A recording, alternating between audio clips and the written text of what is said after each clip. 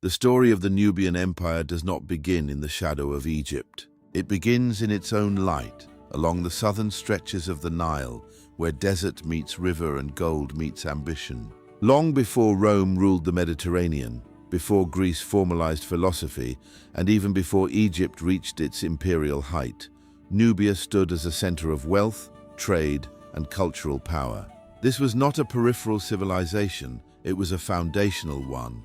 Geographically, Nubia occupied what is now northern Sudan and southern Egypt. It stretched between the first and sixth cataracts of the Nile. This position made Nubia both shield and gateway.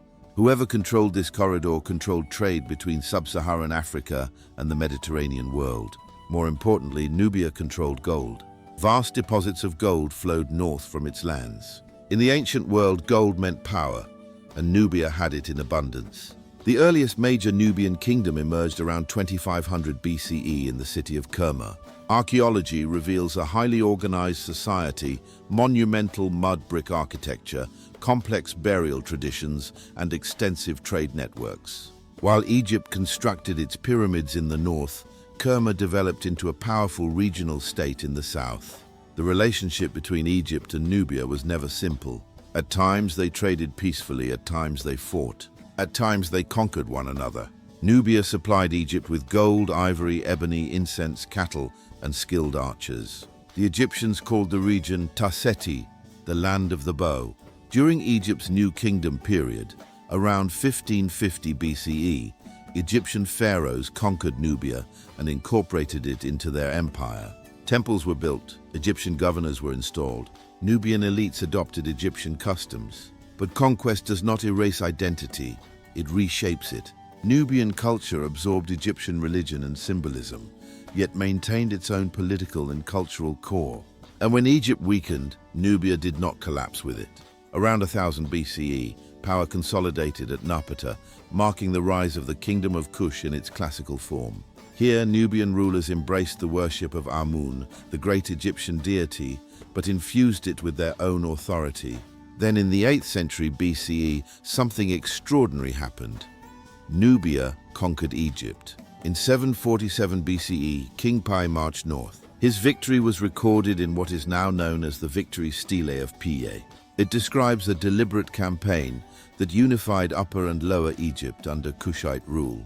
By 715 BCE, his successor Shabaka consolidated control, inaugurating Egypt's 25th dynasty. These rulers are often called the Black Pharaohs. They restored temples, they revived older religious traditions. They positioned themselves not as foreign conquerors, but as rightful heirs to Egypt's sacred past. The reign of Taharqa, from 690 to 664 BCE, marked the height of Kushite power. Taharqa was a builder, a warrior, and a diplomat. Massive temple expansions at Karnak and other sites reflect both ambition and legitimacy. Yet global politics intruded.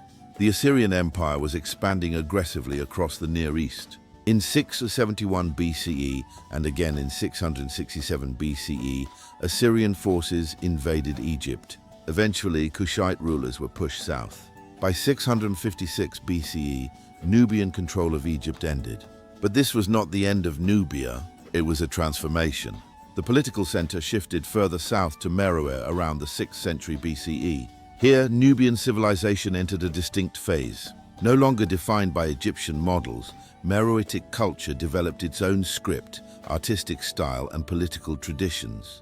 The Meroitic script, one of Africa's earliest indigenous writing systems, remains only partially deciphered today. That fact alone challenges outdated narratives about literacy in ancient Africa. Meroë became an industrial center. Rich iron deposits fueled large-scale production. The city's furnaces once glowed across the desert landscape. Trade expanded through caravan routes that linked Central Africa to the Nile and beyond. Ivory, gold, animal skins, and exotic goods flowed northward. Nubia was not isolated.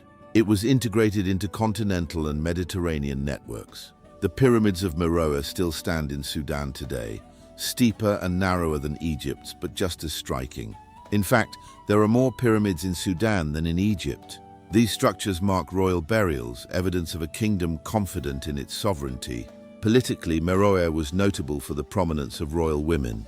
The title Kandake, referred to powerful queen mothers or ruling queens. One of the most famous was Queen Amanirenas. Around 25 BCE, she led military resistance against Roman forces advancing from Egypt. The conflict ended not with Roman conquest, but with negotiation. A treaty secured Nubian autonomy and favorable trade conditions. In an age when Rome dominated much of the known world, Nubia stood firm. By the 3rd and 4th centuries CE, however, Meroë began to decline. Environmental strain from deforestation and iron production may have weakened the economy. Trade routes shifted. Internal political pressures mounted. Around 350 CE, the rising kingdom of Aksum likely dealt a decisive blow. Yet Nubian civilization did not disappear. It evolved into Christian Nubian kingdoms that would thrive well into the medieval period. Analytically, the Nubian Empire reveals a pattern often overlooked in ancient history. Power in the Nile Valley was fluid. It moved south as well as north. Cultural influence did not flow in one direction. Nubia shaped Egypt as much as Egypt shaped Nubia. The 25th dynasty proves that African rulers once wore the double crown of the pharaoh. Cinematically, Nubia is a landscape of contrast. Golden sunlight across red desert, pyramids rising from sand, iron furnaces burning beneath vast skies, archers guarding the Nile, queens negotiating with Rome. Analytically, it represents adaptation, absorption without erasure, power reclaimed after conquest. The Nubian Empire was not a shadow of Egypt. It was a sovereign force that shaped the Nile for over a millennium. It conquered Egypt. It resisted Assyria. It negotiated with Rome. Its pyramids still stand. Its script still challenges scholars. Its legacy endures in stone, in gold, and in the long memory of the river.